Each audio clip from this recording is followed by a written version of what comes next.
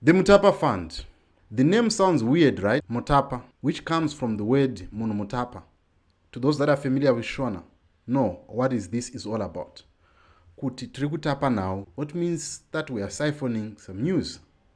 But is this the only reason why you should be worried? These are some of the questions that we are going to try to answer in this presentation. First of all, we want to establish what is this Mutapa Fund? Why was it changed? And who is likely to benefit from it? Why must you be worried?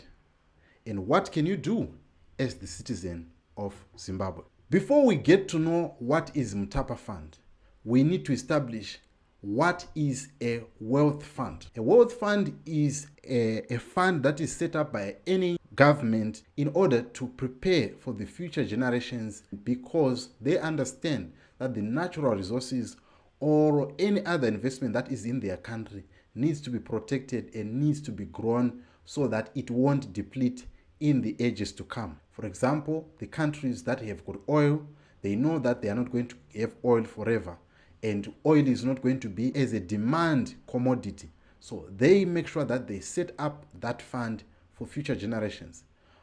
Countries that have got such fund are, the popular one is Norway, China, Kuwait, and other many countries. China is still sitting on top of the pack in terms of its wealth fund worldwide, followed by Norway, France, and others. In terms of Africa, the country that is still sitting on top in terms of wealth fund is Libya, and others following. How does a wealth fund benefit even its citizens in the long run?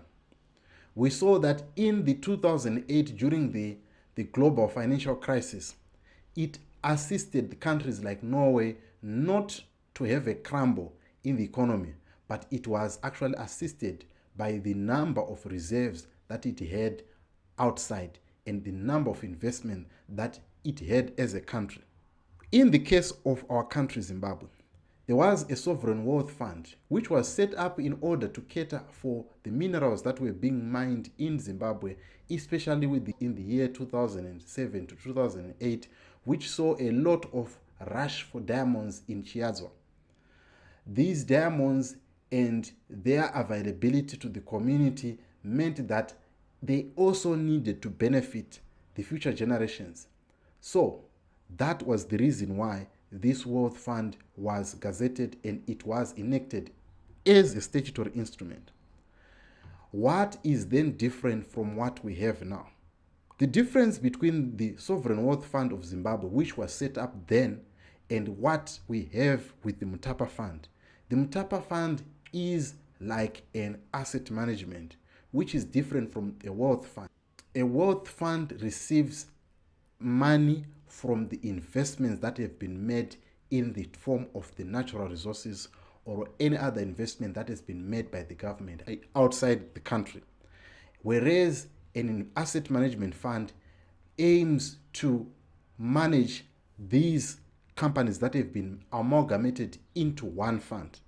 In the case of ours, we see that the many parastatals like NRZ, Tel1, Telecel, and ZESA have been put into this wealth fund, and the shares of these companies will now have to be surrendered to the Mutapa Fund. How does that affect management? The asset management does not have the attributes of a wealth fund because it does not seek to push or to invest for these companies that are being amalgamated into this fund. And secondly, if these companies, they have shares, how are they going to be priced? And who then determines the price? The CEOs and the people that are sitting on these boards, they relinquish the power to decide on the share price of these companies. And also, who then values the price of these shares? On top of that, when the shares are being sold, who are they going to be sold to? These are some of the questions that people are asking about this fund.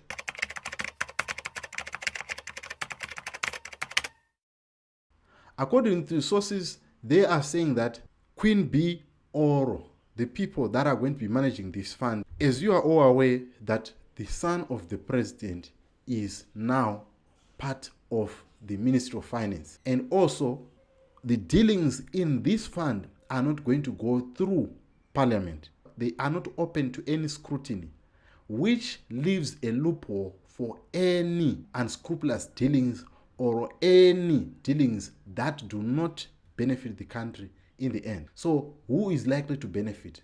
The people that are managing this fund are the ones that are likely to benefit. One, from cheap share price that they are going to get. Number two, they are also going to collect more dividends from these companies that have been amalgamated into this fund. And number three, they are not going to be accountable to anyone, which leaves them with more room to do whatever they want.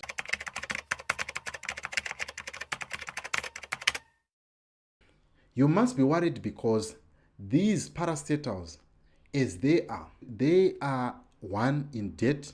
Number two, they control much of our economic activity in Zimbabwe. As you are aware, that government is the biggest spender.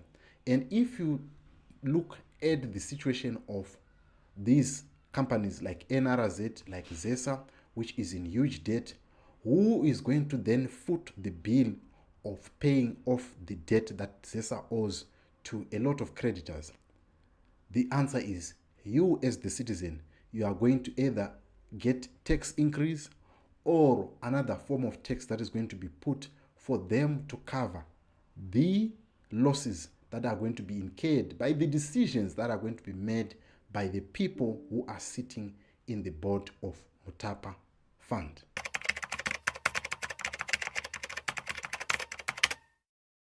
Of late, there has been someone who has taken the president, Mnangagwa, to court, challenging the constitutionality of this fund. Because one, it was done in an unconstitutional way. Why did they deem it unconstitutional? First of all, the role of the president in enacting statutory instruments, number one, it is or to change, to alter a statutory instrument and put another one, it is done whenever there are either of these. Number one, in case of an emergency that does not need a parliament to convene so that they can deliberate on this statutory instrument or a law. Number two, in case of a national disaster which requires the president to act, and they can act using this law. And number three, in case of a national disaster or a health disaster that threatens the existence of that country, which needs the president to immediately act. Or number four, in the event that this the need for change of this law is not provided in the constitution or in the law.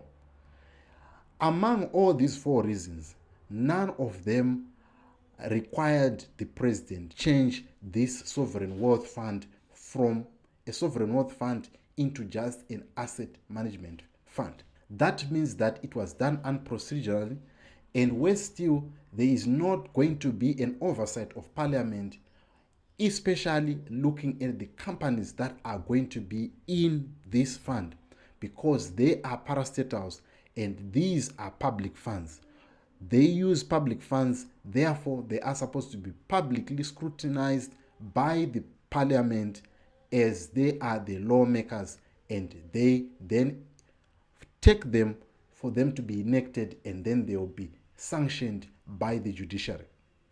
So they are saying this means that the law was not followed to the letter, and the constitution was not followed to the letter. So as the citizen, what can you do?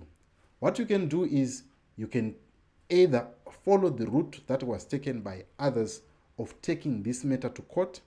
Number two, Section 59 provides that people can protest against such laws so that they can be repealed. This is what the citizen can do. People can protest, they can sign petitions, but this is what the citizens can do.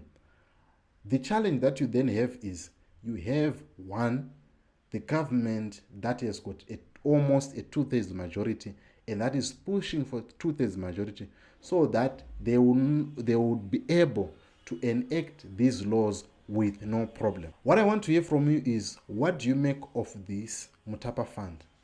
And what do you think is going to happen to these companies that have been grafted into this fund? Do you think that this is a move in the positive direction?